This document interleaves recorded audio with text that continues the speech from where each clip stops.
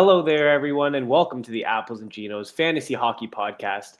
This is week 2 of our new show called Trade Talks. My name is Brian, and I'm joined by Evan and Ryan.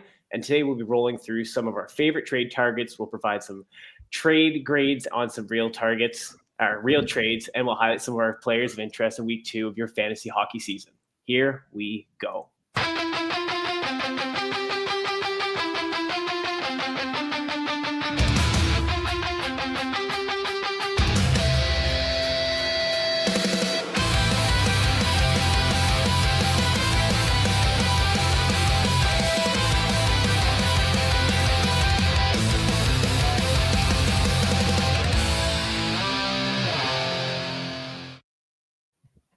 All right. Hello, everybody. Welcome into Trade Talks, week number 2 of our fantasy hockey season. How's it going, everyone? Evan, Brian, how are you feeling? Fired up. Week 2, baby.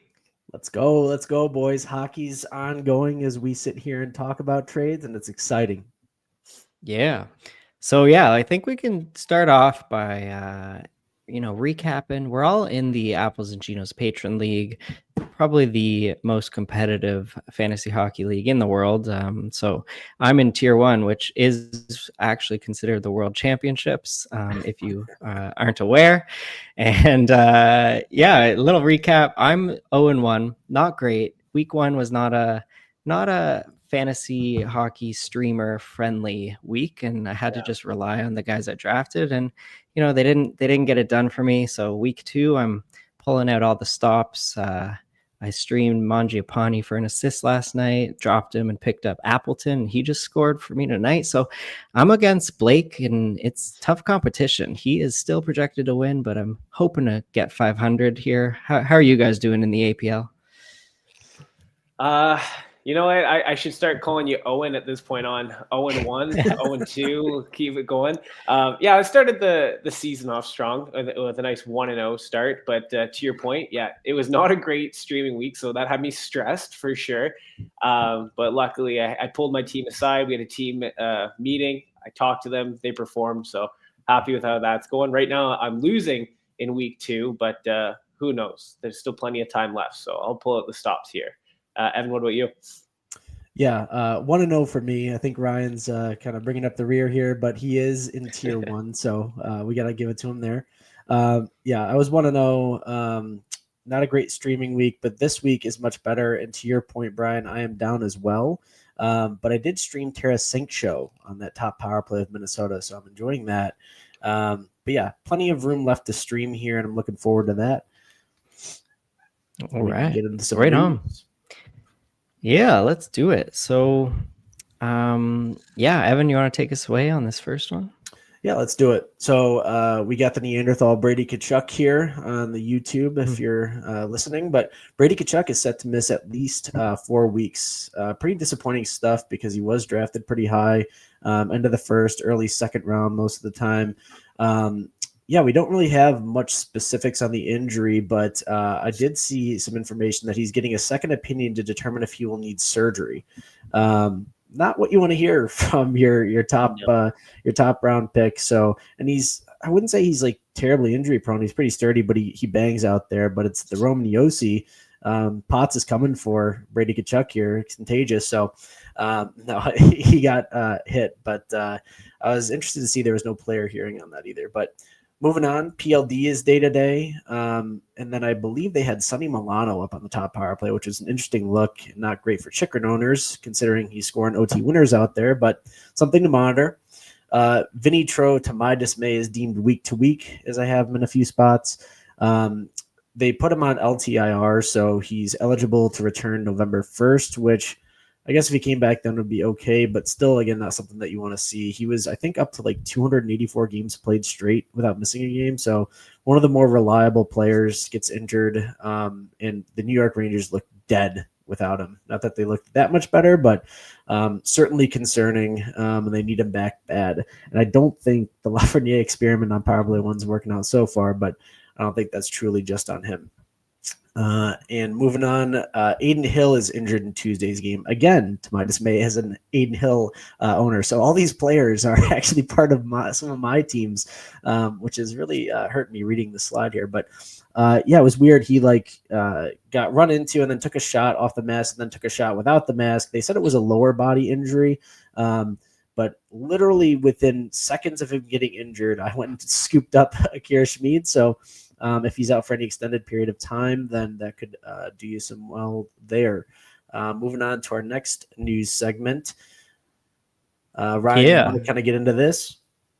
Sure thing. And like Akira Schmid, he is the 0G grab now if Aiden Hill misses any time. I actually did draft him in one of my Cats League, him alongside Scott Wedgwood and Charlie Lindgren, and I am just crushing those goalie cats. Full 0G. Loving it.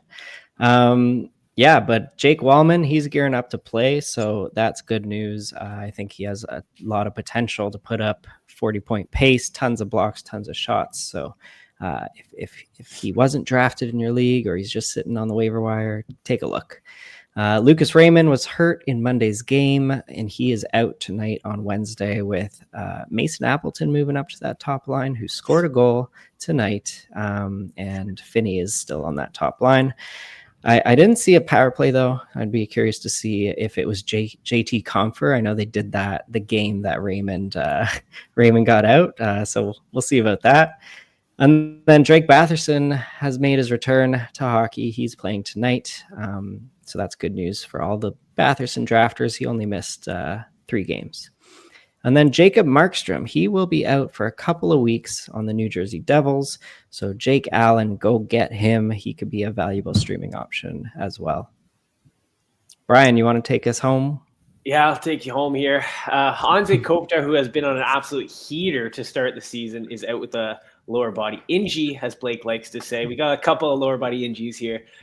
Kemper is also day-to-day, which kind of came as a bit of a surprise, but it might be a good thing considering he has not started the season too hot, a sub 900 save percentage through 3 games. So this might give him a good kind of reset here. So I don't expect him to be out long-term.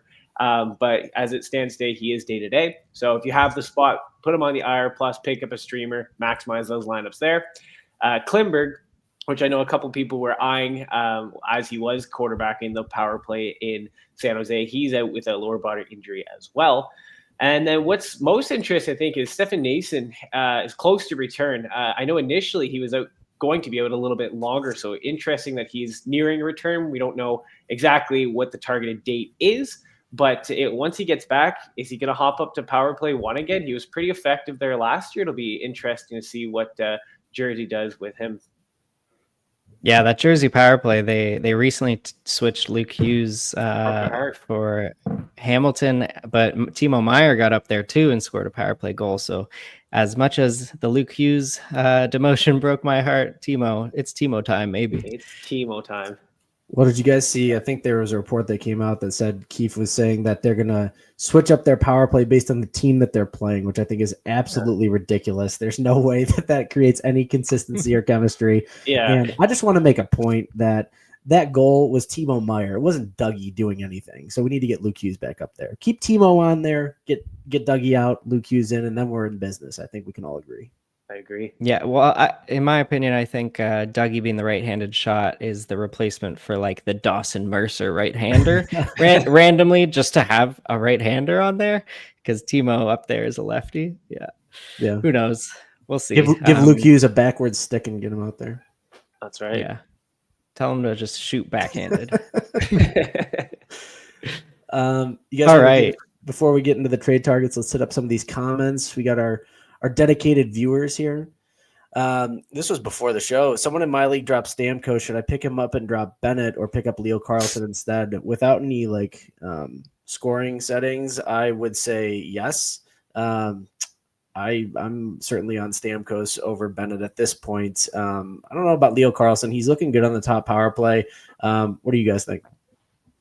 Honestly, without knowing the type of league, I think just based off talent alone, I would bank on Stamkos over the other two there.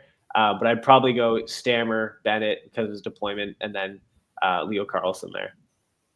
Yeah, again, similar, but if it's a Cats league or anything with good hits weighting, if you drafted Bennett, it might be one of those leagues if you drafted Bennett, because so I would be keen to hold on to Bennett. He's getting killer minutes while all those injuries are occurring on Florida. So I'd still hold on to Bennett if it's a hits heavy league. Yeah, absolutely. We'll run through a few more here and then get into trade targets. Armin's back. Can you please talk about Perek, Tays, Philly in general, buy low targets, sell high targets, Sveshnikov, Fowler, Falk? Who would you trade to get Lacombe? Who would you trade to get Michkov? A lot of info there. In one Briefly, I'll go through it. I love Perek. I picked him up in a spot, going to hold him. Dave, I'm assuming he means Davon Tays, but maybe not. Yeah. Jonathan Tays, I have no interest in. Davon Tays still good. Philly in general, we'll get into that later. And then some buy low, sell high we'll also get into. Sveshnikov's interesting because he's not doing much, but neither are a lot of the top players in Carolina. Fowler and Falk, to my dismay, they are doing what Ryan said they would do and running that split power play. So it kind of demotes both their value, but I don't have much to say there. Who would you trade to get Lacombe? We'll get into that. Who would you trade to get Michkov? We'll get into that as well. Ryan, Brian, anything to say about that, or you guys want to move into the trade targets? You covered it. You crushed it. I just want to touch on one more Armin question here. What to do with Donato and Zegras in deep leagues? Evander Kane potential pickup, and then he's saying that Benson is popping off. Benson has shorthanded assist and a power play assist tonight.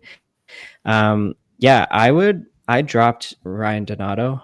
He's on the third line and second power play. It's just not someone I want to roster at the moment. And I would pick up Zach Benson for Donato at the moment. So I just wanted to touch on that. Yeah. How about you guys? I would do the same, but I'd keep in mind if you need to maximize your roster spot, Chicago has the better, lineup this week. But other than that, yeah, I'd go Benson over Donato. He broke my heart with his deployment to start the season, and it was a pretty fast drop. Yeah, hard agree. And I'll just say that, Buffalo has been terrible, and the day they decide to go off with their goals is against Mierleinen, who I've picked up in a lot of spots. So you love to see this kind of stuff. Their power play is 3 power play goals tonight after going, I think they were 0 for 11 or 12. They're cooking. Jason Zucker getting to work. Another guy, him and Benson look like some good targets if Buffalo can actually get it going offensively. 5-2 right now. All right, so let's get into some of our trade targets here. We each have 2 who we might be taking a look and seeing what we can trade for them. So my first trade target is Jackson Lacombe. It seems like I was a little bit lower on Jackson Lacombe to start the season. I had him projected for less than 50 points. And then he got paid. He got that huge contract and really solidified himself as the number 1 D-man in Anaheim. And that's the minutes he's getting. He's getting 15 minutes of average time on ice so far in the Anaheim's 3 games so far, which is, I think, good for 3rd or 4th in the league at the moment. So he is their number 1 guy. He is a top defenseman and will be played as such. He only has 4 shots on goal in 3 games, but he has 25 shot attempts, which is crazy. It's huge. It's so he's shooting into blocks. He's missing the net, but he's still getting those attempts on net. Last season, he hit the net on around 40% of his shot attempts. So I think that'll regress back up and he'll get a lot more shots on goal, a lot more chances. And of note, 3 of those 4 shots on goal have generated rebound chances. And that's what you want to see from a defenseman. Diving deep into his on ice stats, really great on Anaheim so far. They're scoring a lot of goals when he's on the ice. They're scoring expected goals when he's on the ice, generating a lot of chances, but he has a 0% IPP. So he's been involved in no goals. Obviously, he has 0 points, but that will change. Last season, he had a pretty insane IPP of 53%, which was, I believe, 7th best among defensemen, way up there with the elite guys. I don't think it'll get to that point, but it's not going to be 0. And he's going to get in on that 3rd or 2nd touch a lot more than the 4th touches that seem to be occurring. So I will be going to Jackson Lacombe owners and seeing if I can pry him away, because I do think he is a 45 to 50 point pace defenseman the rest of the way. And and with upside for more. Love that. Yeah, I mean, 25 shot attempts is pretty significant, and only 4 getting through. That's like the fact that he has the confidence to keep firing the puck. A couple of them are going to get through. That alone, without looking at everything else, he's on the ice for half the game. So yeah, I love that. 0% IPP, is that bad? Yeah, and IPP, again, if anyone doesn't know, individual points percentage. It's the percentage of goals that you factor into on a goal or an assist when you're on the ice. Just in case anyone doesn't know that by now, but you should know it if you're an AAG listener. That's right. Speaking of IPP, Vladimir Tarasenko, I think he's at a 50% right now, but we'll get into that. Vladimir Tarasenko, I think it is someone I'd be interested in targeting for the short to medium term until the rest of the team kind of gets healthy. I'd assume that he'll be booted off the power play at some point, but until that happens, I want to ride the hot hand. Minnesota's power play has been so good. Kirill the Thrill has been lighting it up, and Tarasenko has been reaping the benefits because of it. His time on ice has been increasing each game, but I was watching the game even, I think it was yesterday against Dallas, and it felt like they were on the power play for the entire third period. So that does help with his time on ice. If you're taking a look at him from a rostering standpoint, he does have that dual eligibility, which is very helpful, of course. Left wing, right wing. Power play points can be hard to come by, and he, as long as he's on power play 1, will definitely be getting a hand in that. So I'm keen on jumping in on the Tarasenko train from the short to medium term hold, and then maybe looking to kind of trade him while his value is at the highest, which could be right now or into the next couple of weeks. What do you guys think? Yeah, no, I like it. I streamed him this week, and I'm reaping the benefits. So, yeah, he's getting involved in that power play. You want a piece of that power play, basically. It's the best power play right now. So, and with Zuccarello out until probably at least December, you would think. They said 7 to 8 weeks to start the season. So, he's going to return you some value for sure. And I think, yeah, everyone kind of slept on him with that Zuccarello injury. So, great stuff. Yeah, I love it too. I mean, we'll see if he stays on that top power play. As long as he is, he's worth rostering, I think, and streamer with benefits, that's for sure. That's right.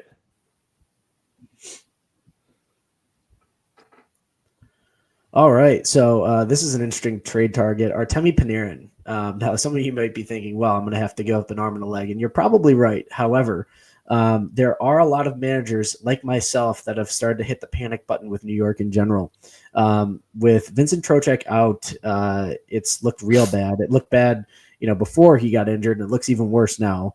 Artemi Panarin has 2 assists in 5 games played. I'm sure that's what we all drafted him for in the second round. If you got lucky in the third round, is this a coaching thing? Is he, is it a chemistry issue? It could be a lot of things. Realistically, he's still shooting the puck decently, but their power play is abysmal. Lafreniere, has gotten some shot attempts off there, but they're not converting. I think there's just bad juju in the room. Like, you look at some of these interviews with JT Miller after, and he's saying, like, this is not a thing. It's not real. Don't make it a thing. That's what you say when it's a thing. And when everyone's making it a thing and it becomes a thing. So I think you could go to a concerned fantasy manager with Artemi Panarin and say, look, I can give you, an overperforming guy let's say a Pavel Dorofeyev. Throw in a Pavel Dorofeyev and kind of like a mid-round center or something. Rupe Hintz maybe is doing really well with Dallas. Does somebody take the bait on that? Artemi Panarin for Rupe Hintz and Pavel Dorofeyev? Maybe. I think you could just put your feelers out there and see what you can get for him. But certainly a great buy low at the moment. Any comments on that, guys? I'm stuck with something here. You said that there is some bad mojo in the locker room and JT Miller's getting interviewed. And it seems to me, if I recall, every single time there's some bad mojo in a locker room, why is it that JT Miller is always in the mix? I don't know. I think you could definitely jump on some scared managers and maybe try to prioritize Panarin, especially coming off of a down year like he had last year to his standards. I'm thinking a lot of people probably drafted him with the hopes that he's going to return to their Artemi Panarin the year before. So the fact that he's not off to that start, that could definitely scare some people. And I'd definitely jump on that. Yeah, I'd jump right on it as well. He's another player who he has a low shot on goal percentage to shot attempts. He's only hitting the net on 33% of his shot attempts right now in the first 5 games. So he's still firing the puck plenty. And yeah, I think we'll see it turn around for him and likely turn around in New York. Yeah. All right. Next up, speaking of New York, I got another New York Ranger trade target for you. I've been looking at some Lafreniere owners, Alexis Lafreniere.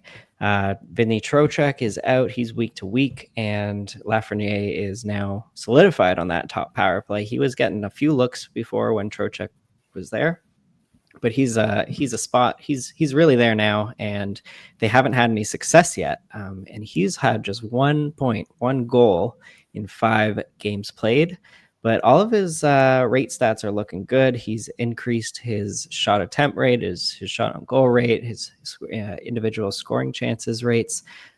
So things are looking good while Laffy is on the ice in terms of offense.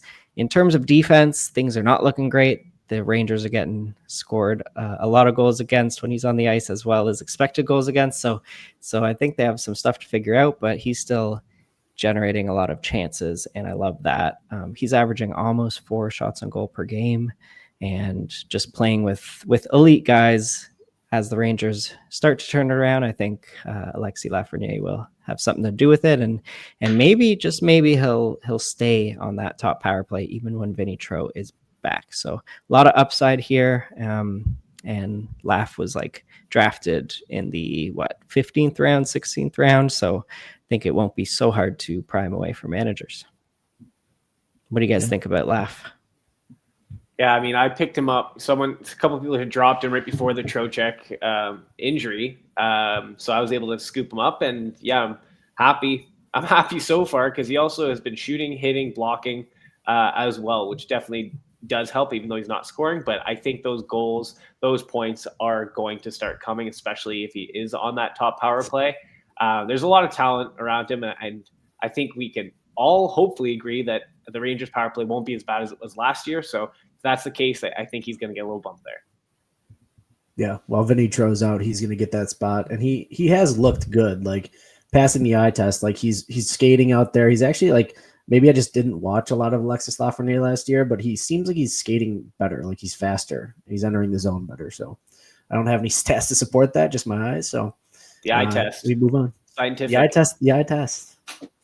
That's right. Yes, sir. And hold on 1 second here. And for those of you listening, we should also mention Vinny Tro. We all know, friend of the show. Because he's not on the ice, he's actually in the back working on, producing a couple lists. So we got to thank Vinny Tro, who's always been a friend of the show. Awesome. Yeah. So moving on here, Sam Bennett. I think everyone kind of going into the season took a look at Sam Bennett. We're like, okay, this is great. He had a great playoff. He's going to do really well. And then that news with Barkov came out, and Bennett owners are jumping for joy. Like, oh my gosh, he's going to pop off. It's going to look great. Hasn't been the case so far.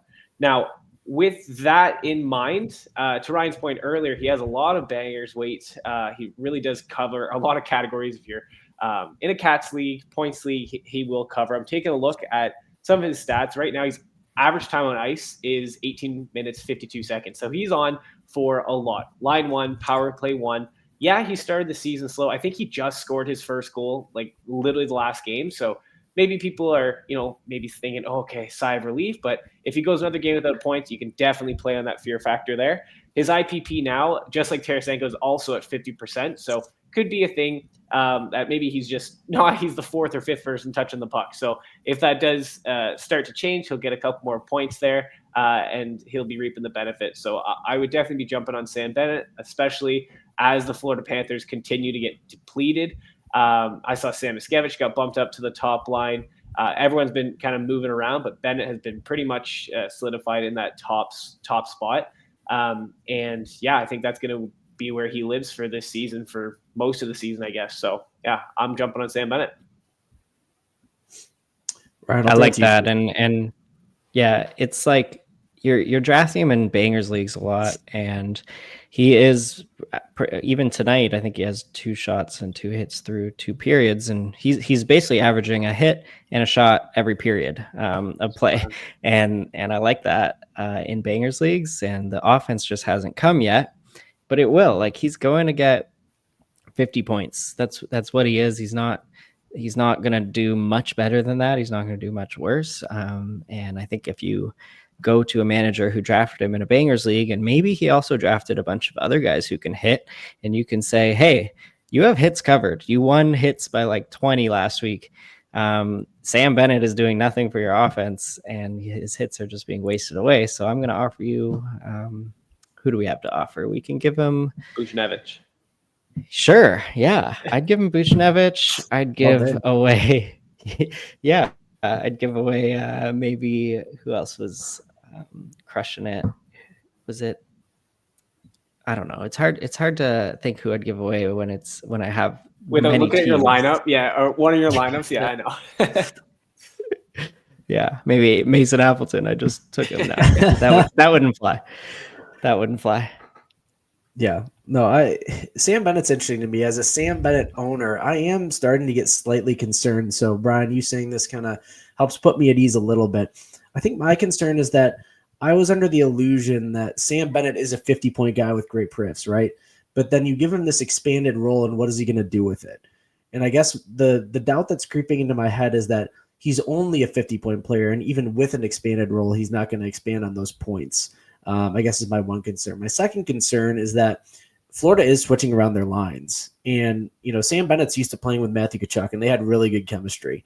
Now, my thought is Sam Bennett's first line. Well, first line is where Sam Reinhart is. He's not playing with Sam Reinhart now. He was playing with Carter Verhaeghe and Brad Marchand, and then they moved Carter Verhaeghe to the third line and put Sam Miskevich up there. So to me, Sam Bennett needs a little bit more talent around him to be able to kind of, I guess, produce at a higher clip is my thought. But I still think you hold him, and you certainly could go buy low on him now because he does get those perfs like crazy. And, I think he will start scoring in bunches. It's going to be something where he puts up like a 2-goal, 1-assist game, and then everyone's going to be like, oh, why did I trade him or get rid of him? Brian, any rebuttal to that? Yeah, a little bit. I think if you drafted Sam Bennett, you drafted him knowing he's going to get 50 points with a lot of good perfs. So if you're expecting that to change by 10, 20 points, like you're out of your mind. He's going to still get the 50 points. He might get more shots, might get more hits because he has more time on ice. But I don't see his points changing too much, but the value of him as the player is still there. In fact, it's gone up because he's on that top line, has more minutes, is on that top power play. So, yeah, I think his value has gone up, but you shouldn't be expecting 5, 10, maybe 5, but 10, 15 more points out of him. No way. But the peripherals, yes, those can go up. Yeah, I like that take. Can we just get in Paul Maurice's ear like a bug and just tell him to put Sam Reinhart with him, and then it'll I got him on the phone. Let me just make a call. Okay, good. Glad we took care of that. Brian's on it. Before moving on to our last trade target and my guy Matthew Barzell, read some of these comments again. T-Dub, hey guys, I have Jack Hughes, Brett, and Timo in a Bangers Cats league because I couldn't pass on Timo in round 9. Should I be looking to move off? I'm assuming you meant move off of one of them. I don't necessarily think so. I mean, unless you're just really scared of having like a triple devil stack, it has to be like you're looking for somebody to get for one of those players. But I mean, Timo's really good in Bangers Cats League. Brett hits a little bit too. I mean, honestly, maybe Jack Hughes, like if you can get really good value, but I'm not sure I would even do that either. So yeah, I'm not really pressed to get off of one of them. Ryan, what do you think? Yeah, I wouldn't be too worried about a triple stack here, especially on the Devils. Devils have a pretty good fantasy hockey schedule throughout the season. I believe they're like top 8 in like off nights. So I'm fine with that. If you're worried about, I don't know, Jack Hughes' injury, you could, try to trade him away. But if you have him, you're not worried about it. Yeah, I'll second that. I wouldn't be worried. Those are 3 studs. You want them on your team. And yeah, Ryan, they have the 6th best off night schedule in the league. Ooh. So that's gonna play. You'll be laughing when you have the off nights and your opponent has no one playing on that off night. So I'd keep them and I'd manage the team around them. Also, I don't know if we ever covered this, but Ryan was very much concerned about Jack Hughes not changing his play style and continuing to injure himself in the same way. And I'm pretty sure I saw a report where a reporter asked him the exact same question, and Jack looked him right in the eyes and says, "That's the stupidest thing." I'm paraphrasing. He's like, "That's the stupidest thing I've ever heard. Like, why are you going to ask me that question?" So I really wish that was Ryan that had asked him the question in person. Wow. But everybody, all right, I'm trading Jack Hughes away. He is not taking anything I say seriously, and he's gonna go flying into the boards in 10 games, maybe. I wish nothing bad to any hockey player, but if Jack Hughes doesn't take my advice or that reporter's advice, who knows what'll happen. All right. And then we got Brendan. What do I do with Shea Theodore? What trade value does he have? I think that's an interesting question. I think you hold Shea Theodore for now. And my thought with that is nobody wants Shea Theodore because he's not on the top power play right now. Now, when Mark Stone inevitably gets injured and Shea Theodore can get on the top power play, then you have something. That's kind of my thought. And I still think he's going to get like some points at even strength. He's a great offensive defenseman. Noah Hannafin's still been out, and we don't really know what the situation with that is. So I'm holding Shea Theodore. I don't think you're really going to get much trade value for him without the power play. Brian, what do you think? Yeah, I would look to trade Shea Theodore. Maybe not yet. Maybe because I think he's still more than capable of getting 50 points without the power play. He's just very talented offensively. Vegas is stacked at forward, so he's going to get a couple apples here and there. But yeah, it definitely hurts his value not being on that top power play and the fact he doesn't really have great peripherals. To your point, Evan, yeah, Mark Stone, it's not a matter of when or not a matter of if, but when he gets hurt. And if that's the case, he could slide in there. The only thing is that he and Marner would both be kind of quarterbacks of the power play. So I don't know how that'll work. But I think I would wait for him to get a couple of points, and then I'd look to trade him personally. Yeah, I think that like Mark Stone, who knows? He said he was at 100% health, but I don't know. He's the one player that I would bet on getting injured or not playing 82 games, and you see Mark Stone having great chemistry on the power play over there with Dorofeyev. He assisted on, I believe, almost all of Dorofeyev's power play goals down low, and that's something that I think Mitch Marner would be able to do well on the power play. Just move Marner to Mark Stone's spot to sauce some pucks over to Dorofeyev and get Theodore on the point. God, should we be NHL coaches? I feel like we could have a spot, especially as like a power play coach on the team. I think we got it down. It's pretty easy. Just put the best players in the best position. Brilliant. Yeah, I would crush fantasy hockey if I was a coach. I would just, all right, I'll get into my make all coaching. Yeah. Yeah, exactly. Matthew Barzal, he's currently line 2, which is not the best for his value, but he's skating with Palmieri and Duclair. He's getting insane ice time. His average time of ice is 22-14 so far. I feel like the Islanders aren't generating a ton of offense, and so eventually it's going to be a thing where, kind of like in Edmonton with Draisaitl and McDavid, they're eventually going to put Barzal with Horvat to try and generate some more offense, or they should. Again, coaching perspective. And he's on that top power play. I feel like he's going to start to go off here. I feel like he hadn't played hockey in a year. He has a slow start. A lot of people did draft him kind of at value, thinking, I can get him in the 10th, 11th plus round and get a 70-plus point player. So, it'll probably be hard to pry him away from those managers that did that. However, I do think there's value here still. And I think that if he even like goes another few games on like a slow start, I'm completely buying in on Matt Barzal this year. I think he's going to get back to business. It's just a matter of time. Brian, your thoughts on Barzal? Yeah, I mean, I got Barzal in a couple of spots. So, I'm going to hold on to him. If I get a couple of trades, I'll be like, Evan. No, if you watch any of the Islanders game, which I know aren't fun, but if you've seen any of the Islanders games, Barzal is always, it seems like he's always out there, always has the puck. So he's flying. I think the points are coming. He does pass the eye test. But yeah, the problem is the Islanders have been getting out behind the 8 ball. Like they're losing before the game starts. And that makes it really difficult to kind of get into the ebbs and flow of games. If you listen to I think it was the most recent episode Blake did, he kind of touched on this as well. And him and I kind of both in the same boat here. I'm holding Matt Barzal. He has a lot of value, and I think he just needs a little bit of a bump by playing with Horvat. I think that could pay off really nicely for him. But yeah, I'd hold Barzal. I love the player. Yeah, I'm all aboard with you guys. I'd be really trading for Barzal here. That average time on ice is pretty insane. It's up there in forwards with Boldy, Cap, Draisaitl, McDavid, McKinnon, Marner, and yeah, sign me up. He'll have, even if the rate stats aren't there, he'll just get points and fantasy points based on the ice time if he sticks to it. Yeah. All right. Next up, we have trade grades. So we have a bunch of nice trades that have actually gone through, and we're gonna provide our grades. Did you get fleeced? Did you do the fleecing? Was it a nice fair trade? We'll see. So if you don't know about this yet, get in the Discord and you can submit your trades in the content team mailbag channel, and we will shine on your trade and we'll provide a trade grade. So I'll get into the first one here.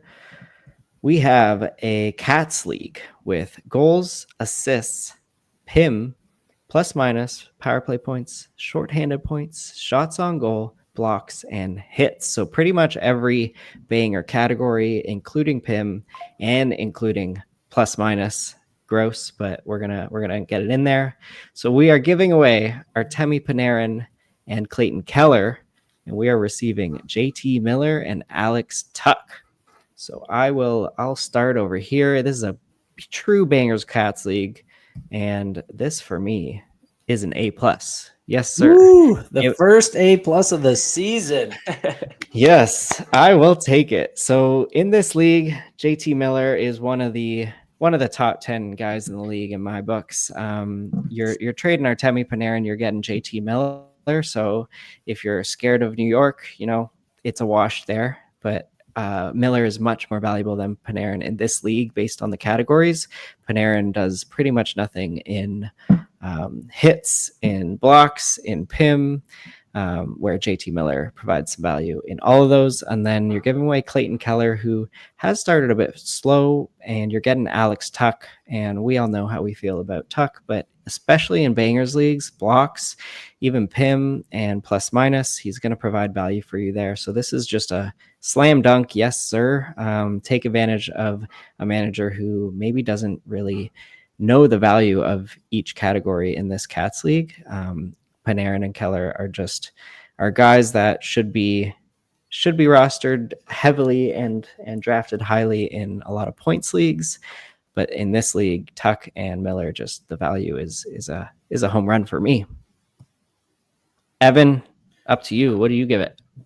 Yeah, I'm going to give this trade an A. I mean, I'm a tougher grader than you, I guess, but giving out our first A+ of the season, you know what? I don't really disagree with it at all because it's a great trade. I agree with everything that you said. I think really this is just a know your league, know your categories, know your settings. I mean, this is just a straight up just, domination in the trade. You're getting two of like the best category coverage players, and you're trading for guys that they're going to get a ton of points, albeit like assists, but they do nothing in terms of category coverage outside of shots. They don't hit, they don't block, they don't get PIMs. So, this is great. I give it an A. Interesting. And Brian. Interesting. Lower and lower. Yeah. Who's next? They're going to have a C here. Yeah, Evan, you say you're a little bit harder of a grader than Ryan. I guess I'm the hardest grader. I'm the teacher you hated going to, no, I actually like this trade. I like this trade a lot. But I don't love it only because I think points are the hardest to come by in fantasy, goals, assists, points, power play points. Those are the hardest to come by. And I think Panarin and Keller, those two have a higher ceiling than Miller and Tuck. Simple as that. I know that Tuck is my favorite. JT Miller is great. They cover everything else. But I just think it's harder to come by actual points. And for that reason, I'm not in love with the trade, but I like it. Yeah, and that's really represented in your grade. And I do want to go back here.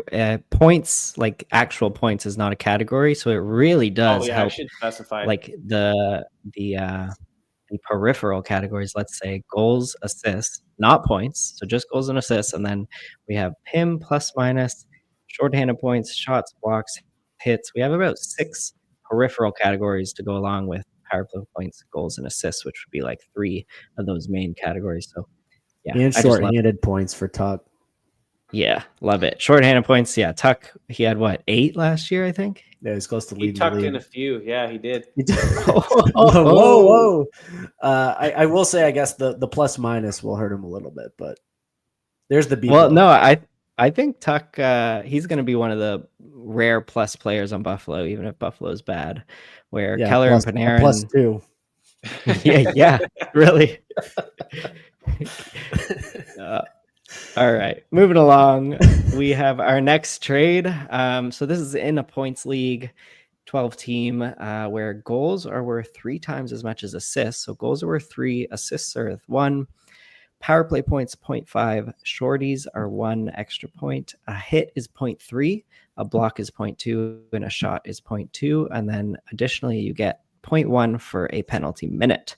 So we are giving away Jesper Bratt and Luke Hughes. This guy just hates the Devils.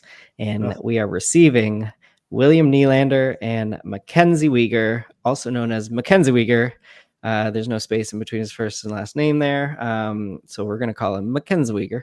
And yeah, I really like this trade. I'm giving this one an A+ as well. I'm just handing out beautiful trades here. Yeah, Ryan's the teacher who's giving everyone A's. My God. Yeah. But yeah, in this league, again, this is a league settings win for me. You got goals 3 times as much as an assist. William Nylander, he's going to score a lot more goals than Jesper Bratt. They might have the same amount of points, like actual points in the end, but Nylander, he'll get close to 40 goals, where Bratt might only get 25. Similar with Luke Hughes, Weegar, I think they're similar players in the goal category. Like they'll both hover around 10 goals. Luke Hughes probably will get more assists, but in this league with PIM, blocks, shots, hits, like Weegar, he was one of the top 5 defensemen when I plugged him into my preseason projections with these points targets. And Luke Hughes, I had projected for 61 points, and he was way down at 170. So I just love this. Again, it's knowing the points and the setup, and give me Willie Nylander, give me Mackenzie Weegar. I will give that an A+. Wow. Yeah, no shot. So Evan's Edge is going to give this a B. I understand the side of it in terms of the point setup. My problem is we got shorthanded points, which I'm really going to like Jesper Bratt for there. And I just think that, again, like I'm going to say it, but I'm so high on Luke Hughes. This whole, like, the Devils coming out and saying they're switching up the power play, I don't think that lasts. I think he really is going to skyrocket this year. And this is also, again, there's no proof of concept of this yet, besides the fact that Zane Prek is actually on the roster now. But I am concerned that Mackenzie Weegar is eventually going to lose that power play spot. Now, it may only be for like the last 20 games of the season. Maybe it's sooner than that. We've seen that with Lane Hudson. It was a rare case, but I think Zane Prek has the talent. So I do think that Weegar loses some of his power play time. And I think Willie Nylander is the kind of one that makes this a good trade for me. I mean, the league settings, again, Weegar's still going to get the PIMs, the blocks, the hits, the shots. But to me, it's more about the team. The Luke Hughes being on the top power play, going to get more points. Weegar going to lose some points. That's kind of where it got into the weeds for me. Okay. Brian's boom. I gave it 1 boom. Boom. Oh no. Yeah. Oh no. Yeah. Sorry, can you actually go back to the yeah, we got it. I got lost in my train of thought with thinking how many booms I want to give that boom. trade. He was waiting for that boom for like 10 minutes while I was talking. Yeah. So for this trade, I gave it a B+. Reason being, I don't want to give away Jesper Bratt. First and foremost, Jesper Bratt, I think, is so valuable. If you're looking at a 1-for-1 him between Nylander, he's going to hit way more than Nylander. Shots, obviously, Nylander gets the edge there, but shorthanded points, Jesper Bratt's going to get a lot more than Willie Styles. He's styleless on the penalty kill. Power play, they could actually, I'd say Jesper Bratt's probably going to end the year with more power play points than Nylander until Toronto can figure out their power play. So that's really my biggest tie here is I don't want to get rid of Jesper Bratt. I love Nylander, But in this setting, I love Jesper Bratt more. I know, Ryan, to your point, Willie's going to get more goals, and they are valued a lot more. 3 for a goal, 1 for an assist. But I think the other peripheral categories, Bratt has the edge by a significant margin. And for that reason, I want to stay holding on to Jesper Bratt. Luke Hughes, Mackenzie Weegar, I'm kind of in line with Evan there. I'm a lot higher on Luke Hughes. I'd rather hold on to him. I think he's going to get more power play time as the year goes on. And I think as the year goes on, Mackenzie Weegar might start to even get a little bit less if Zane Parekh starts to play and, live up to that potential. He was on the ice for a 6-on-5 yesterday, or 6-on-4, I think it was, but he did fumble the puck a couple times, rookie mistakes there. So who knows what that'll be, but my sake, I'll hold on to Jesper Bratt and Luke Hughes. So 1 boost. So are you? So I'm with my trade grades. We should probably figure this out. I think a B- for me is I'm gonna do this trade, but I don't absolutely love it. And then the C+ is where I probably wouldn't do the trade. So maybe you want to change your trade grade. Would you not do this trade, Brian? Yeah. No, see that thing. I'm right in the middle. I could be convinced if they had a down day, okay, I'll trade it. I'm right on the fence. So I think in the B range, I can be swayed either way. And then A, absolute smash will make that trade. C, I won't make that trade. B, you can convince me either way. And then where I'm leaning right now is I want to hold on to Jesper Bratt, Luke Hughes. All right. Well, no, yeah, I think that's a good point to identify what grade would be. I would do this trade. So I gave it a B. I would do this trade, but I don't love it. I think that's kind of where a B comes into play. With these settings, I would do the trade, but I wouldn't love it for the reasons as discussed. But to your point, Ryan, I think we could say a C is you're kind of you're not doing the trade, but you wouldn't hate it if somebody else did, or you know what I mean? It's not a veto-worthy trade. It's something that could go through, but you're not necessarily doing it. B would be you do it, but you're not necessarily excited about doing it. And A is you're smashing the accept button. Yeah. I'm smashing accepts here. I might even counter and toss in a third guy over here to give away just because I think it's a little unfair. Yeah, I'm smashing it.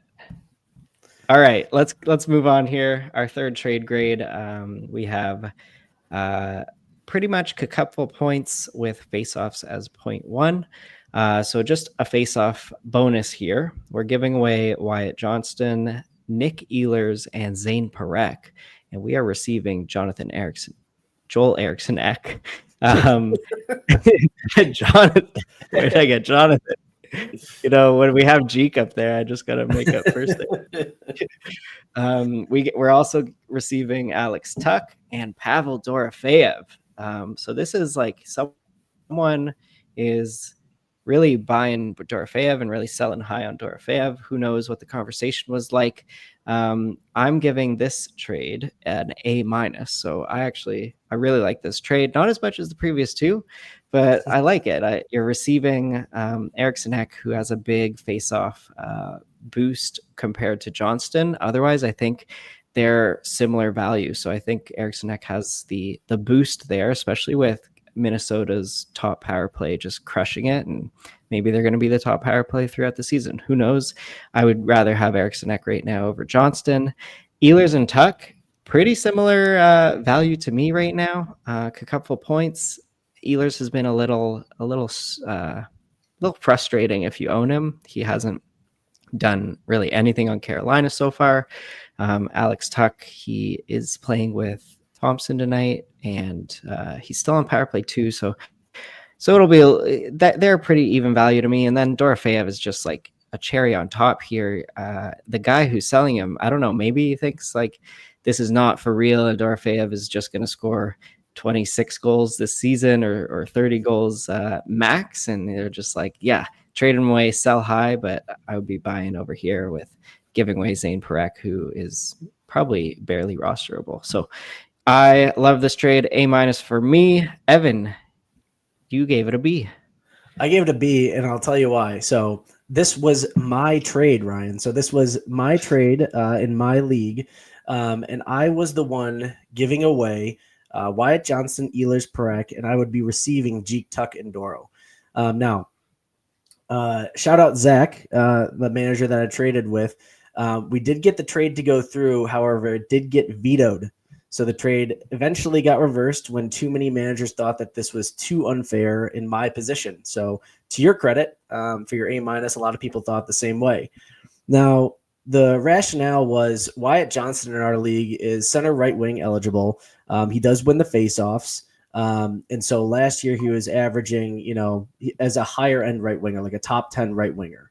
So Wyatt Johnston is highly valued in our league, and this manager really wanted him. I am in need of a center with Vincent Trocheck out. So I was going after Joel Eriksson-Ek. This manager was super down on Tuck with Buffalo situation being the way that it was. He really needed a defenseman and wanted Zane Parekh. And then we kind of actually felt that Ehlers and Dorofeyev were of a similar vein, but Ehlers worth a little bit more. So to me, I was definitely going to win this trade, I think, especially in the short term. I could see longer term it panning out if Zane Parekh actually ended up on power play 1 later in the year and Dorofeyev falling off a bit and Nikolai Ehlers picking it up. But I do think I was winning the trade in general. So that's why I made it. But it ended up getting vetoed. So yeah, that's a good point here. I honestly ignored Wyatt Johnston's right wing eligibility here when I was comparing their faceoffs. It's like, oh yeah, that makes a difference here if you're getting Wyatt Johnston's faceoffs from the right wing. It's a great point there. Brian, how many booms? 3 booms. Boom, boom, boom. No, I don't know if you guys can see this. Can you see this okay? I'm reading off the whiteboard. Brian has fleeced him. Fleeced him. Oh my God. Zach, I'm sorry, Zach. Zach, you got screwed here, man. The more I look into this trade, the more I'm like, yeah, I love what you're getting here, Evan. I think the only reason I didn't give it a higher grade, now that I actually want to give it a higher grade, is I don't want to part with Wyatt Johnston. Like, I really like him. But now seeing how Ehlers is off to a really slow start, I didn't really like the way Parekh was playing when I watched him the other day. I'm an official scout naturally, right? So didn't like what I was seeing there. I'm getting Jeek back. I saw he was on a line with Kaprizov again. I love Tuck. We know what he can do. And Dorofeyev could push for 40, 50 goals. Like, wow. You know what? Great job, Evan. Great job. Yeah, no, it was an interesting discussion. It was really more of a positional need thing as well, with the way that we kind of focused in on the trade. And I think this manager in particular, Zach, wanted to sell high on Dorofeyev. He does not believe that he's going to continue at this torrid pace, obviously. And neither do I. However, I do want a piece of him. I do think Nikolai Ehlers ends up obviously outpacing and out producing Dorofeyev. I think what this really came down to is this manager in particular was really low on Tuck, as was I. This was before Buffalo had scored 7 goals in the game, as they're up 7-4 against Ottawa right now, and Alex Tuck has a goal and an assist. So it's something for sure that I think I would have won the trade, but like I said, it got vetoed. Wait. So no more. Evan, you're telling me you don't think Dorofeyev's 82 game goal pace is sustainable? He's on 102 goals, 82 games. You don't think that's sustainable? I think he might dip down to 80 goals, but we'll have to wait and see. Yeah, no, he's obviously off to a torrid start, but as long as he's on that top power play, I think he's got a 40 goal lock. Yeah. All right, we can move along to our last trade grade of the evening. We are in APL points. Everyone here should know what those points are. We are giving away Jared McCann and Frank Nazar, and we're receiving Jake DeBrusk and Brian Rust. So for me, I don't like this trade at all. I am not doing this trade. I'm giving it a C-. I am a big Jared McCann fan. I think he has a lot of potential, and all he needs is the minutes.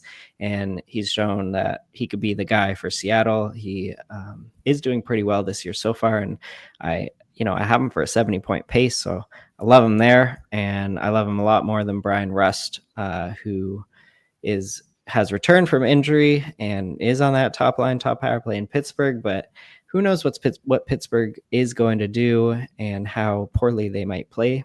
And then Brian Rust could get traded and be a third line guy. So give me Jared McCann over Brian Rust. And then we have Frank Nazar, who has a crazy hot start in Chicago. for Jake DeBrusk. For me, Jake DeBrusk is a 25 goal, probably 40 to 45 point guy on Vancouver here. And Nazar has tons of potential for more, and I just really like Nazar's ceiling. So I'm liking our own players too much to give them away right now, and that's why I gave it a C-. Evan. So I gave it a B+, so I would make this trade, and I'll provide a little bit of context that was probably slightly lacking here.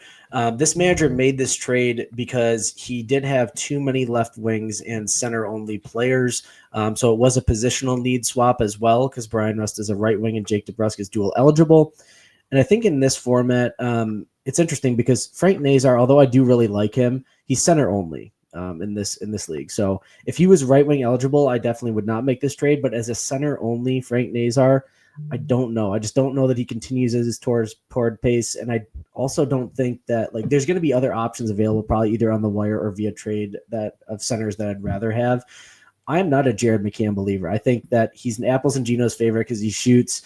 He has that goal potential, but I do not like Seattle. I'm probably more down on Seattle than Ryan is on St. Louis and Dallas combined. So I'm not a Seattle fan, and I'm a big Brian Rust guy. Personal friend of the program for me, and I think that Brian Rust is gonna he came back he was off for a week to start the season, but he's gonna be top line, top power play, and I just think he's gonna get to 60+ points, 30 goals, really high shot volume. And I think he's just the best player in this trade versus Jared McCann. Okay. All right, Brian. That brings us to my my evaluation. Brian's boom, no boom. I gave this a D. I gave this a D for don't do it. Do not do it. Couple of reasons here. Jared McCann is, every year we've been pretty high on him, and this year he's actually really hot to start the gate. I like the way he's playing. He's putting up a lot of points. In this deal, you'd be giving away the best player, which I'm not a fan of. I was a big fan of Brian Rust last year. I'm not a big fan of him this year. I think Pittsburgh is going to be even worse than they were last year. The fact that he's already started the season coming off an injury, he's been hurt once or twice before. He's probably going to get banged up again, and I think the value is just going to be there a lot more with Jared McCann.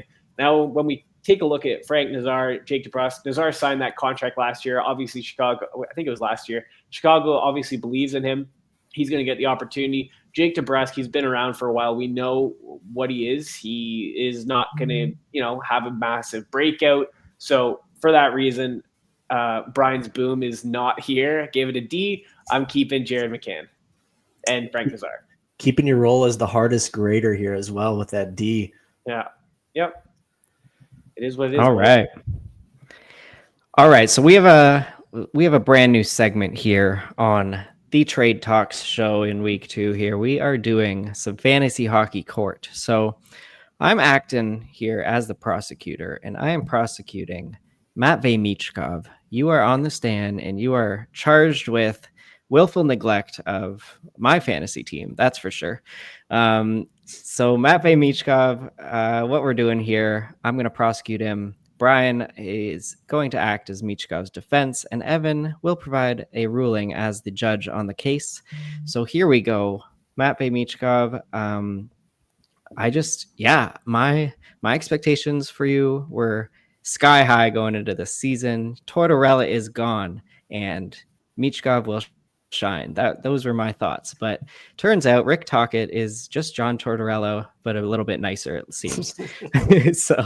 so he's doing all the same tricks that John Tortorella was doing. He's benching Michkov for like half a period at a time.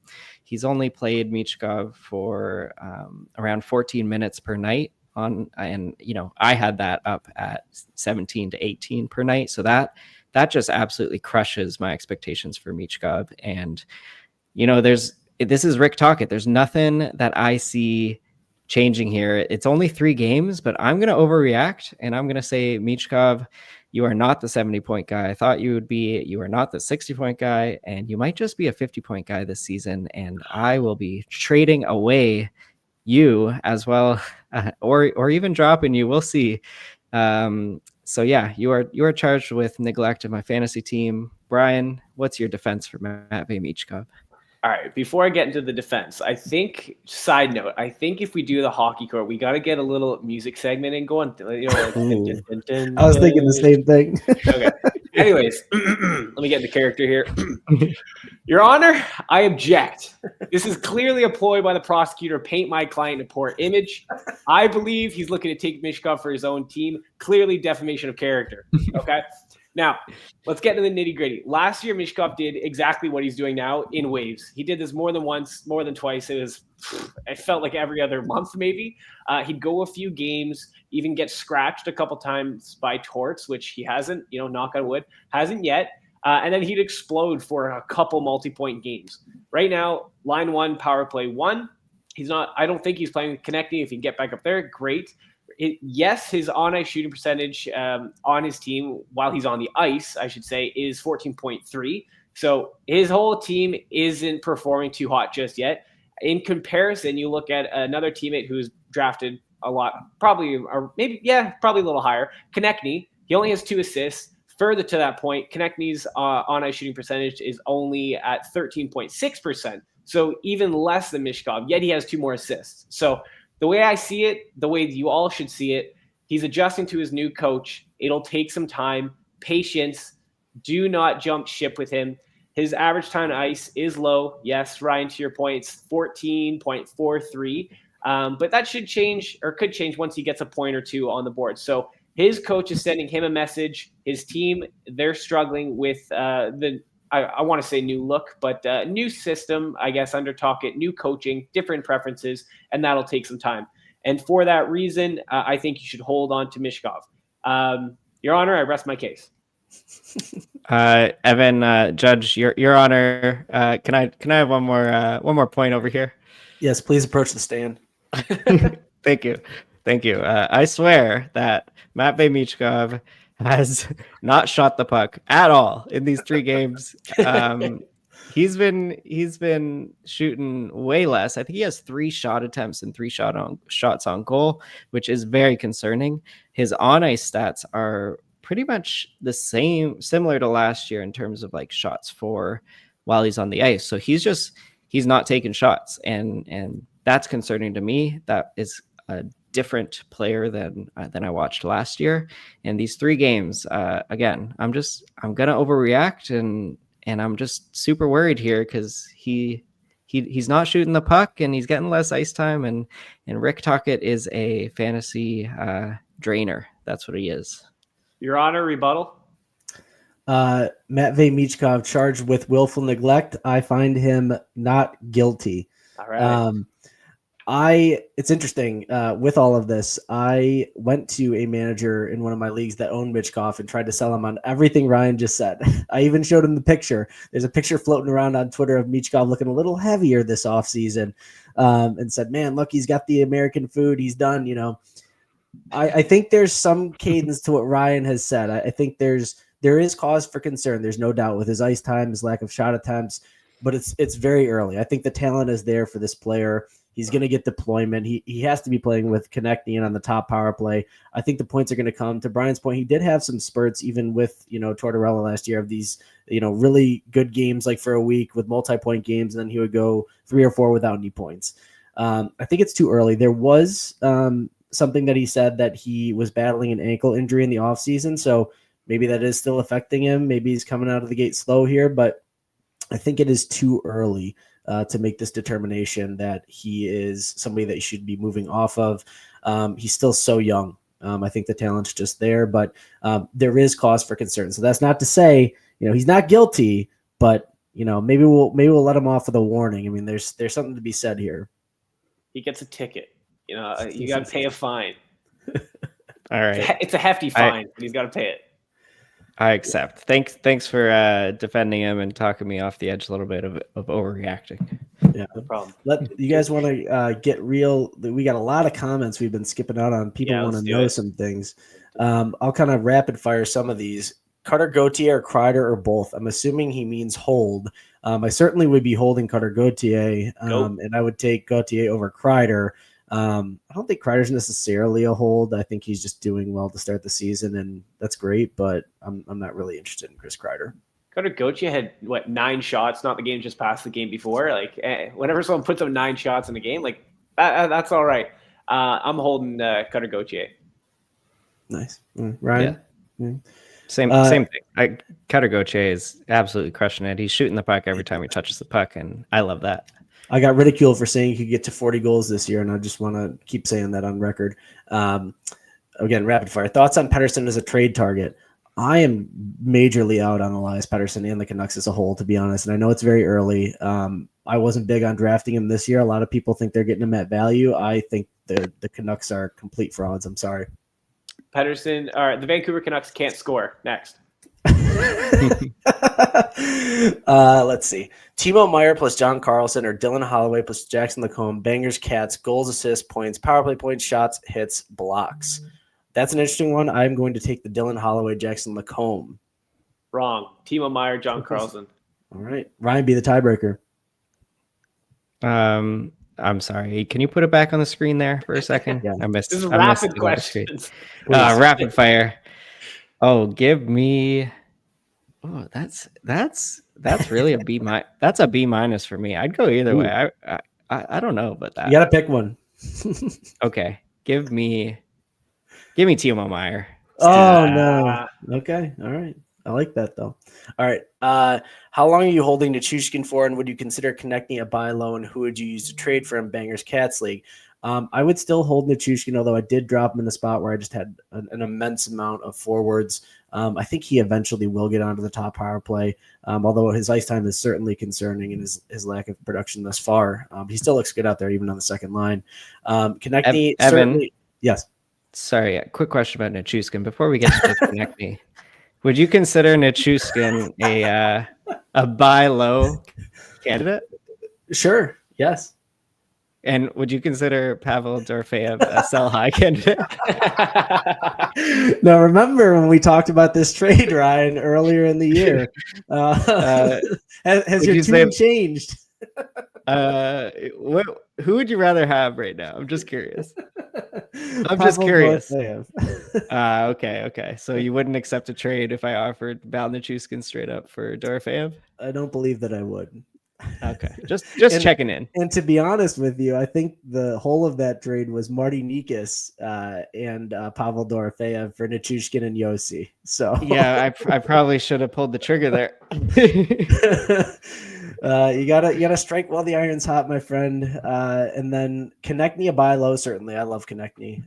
If somebody's willing to sell him, absolutely would. I don't really know who I would trade for him straight up, but he's definitely a buy low. Brian, I'll let you take this one right off rip. Would you swap one of Olivier, Parekh, Zegras, or Donato for Benson, Drysdale, Zucker, or Couturier? Standard Cats, including hits, blocks, and plus minus. That's an interesting one. Ooh. Okay, for Benson, Drysdale, Zucker, Couturier. Zucker, I feel like you can always get him off the waiver wire. Same with Couturier. Drysdale, I have no interest in. Benson, I have some interest in. I'm not too big on Parekh right now, to be honest. But I don't know. It depends on how deep your league is. Like, I feel like Olivier Parekh and Zegras can all be streamers, and you can replace them with all those guys. I wouldn't go for Donato. His deployment is horrible. Benson looks good right now. Drysdale, I'd stay away from. Zucker, I would stream him on a good schedule. And Couturier, I guess, strike the iron while it's hot. He's been on a heater. So, yeah, I'd pick him up. Yeah, similar for me. Like, I would drop Donato, Olivier, Parekh over there, and I'd be interested in Benson, Zucker. You know, they just had crazy nights tonight, so I'd be interested in both those players. Ryan, I'll throw it to you this one. Is it too early to overreact on dropping Svetch in a 10-team points league? Overreact? You're asking me? The one who's overreacting to Michkov over here? But no, I in a 10-team league, so that's pretty shallow. Probably, yeah. Again, I think it is a bit too early. I think it's too early to overreact on Svetch and Ehlers. Ehlers more so because he has more potential and he's playing on that top line. But Svechnikov is not playing on that top line. He's just on that top power play. I'd give it another week or so. And if he doesn't, pop off a little bit or give some signs that he is generating plenty of offense, I would probably cut ties in a 10-team league. Yeah, 10 teams is pretty shallow. You could probably find a replacement there. But to Ryan's point, I'd hold him for at least a week. Absolutely. And then last one here. Thank you, everyone, for all the comments. We'll continue to go over these. Appreciate them. Would you trade Velarde for Bennett in a Bangers Cats with no pims or face-off wins? For me, I would. You would be getting Bennett? Yes. Yeah, absolutely. Velarde relies a lot on efficiency. I think that I had him last year, for example, and there was times where I would get a whole stat line of donuts, and then I get another stat line with, a goal, 2 assists, 2 power play points, 2 shots, and it was great. But Bennett, he's never going to have zeros. At least he's going to hit, he's going to shoot. I'll take Bennett. Ryan? Yeah, and give me Bennett all day. I got nothing else to say there, but Armin had another point of what kind of player should we send to get Lacombe. It's tricky unless you're talking 1-to-1, but I think if you want to send some 1-to-1 offers, like you could try Drew Doughty, maybe Nikishin, or another player that's just hot that you think might get 40 points in total in the season, where Lacombe I think could get 45 to 50. What about one of the St. Louis Blues, Fowler? And that other guy, Falk, who broke sure. That other guy. Yeah. Give me Lacombe for both of them put together. There you go. Boom. All right. Right on. Great job. Thanks everyone for the comments. Keep them coming, and get those trade grades in there. We want to grade your trades. Moving along here, we have a little bit of a watch list. Brian, you want to take us away here? Yeah, sure.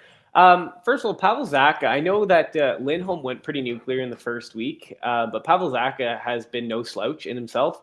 So I think if you're looking for a streamer spot, you can fit him in. He's usually center left wing, which is very valuable. He does get some exposure sometimes to Pasternak. He played really well with Pasternak last year, so if he gets more, great. But I would strike down while it's hot, while he's putting up some points. He did do this a couple of times last year, going through streaks of putting up a point a game and then, streaks of nothing. So while the iron's hot, strike it, have Pavel Zacha for a little bit. And then if you're looking ahead, which you should always be looking ahead for your next matchup next week, Seattle has a great schedule. I think it's the Monday, Tuesday they play, but they play four games that week. Matty Beniers is off to a great start, having some chemistry there with Jared McCann. If Jared McCann's already taken, or if you're up against Jared McCann, try to offset that with some Matty Beniers in you. Great stuff. Love it. All righty. We want you in the Discord with us. We need those trades. We need you to post those trades, and to get in there, we need you to join the Discord. You should also join the Patreon for Apples and Ginos. You should like, rate, subscribe, and comment on this video. It helps the podcast. It helps the channel. So everything you can do to help us out, that would be greatly appreciated. Brian, you want to take us away on the outro here? Yeah, absolutely. I'll just say one last thing. Absolutely send us your trades. It's like an itch we need to attend to. So please send us your trades. We go crazy for them. So with that said, though, that's all we got for this episode. Hopefully it brought you some value and helped you get just a little bit better at fantasy hockey today. Many thanks to Matt Creamer here for supplying the music for the podcast. We appreciate your time. Thanks for listening, and we'll catch you next time.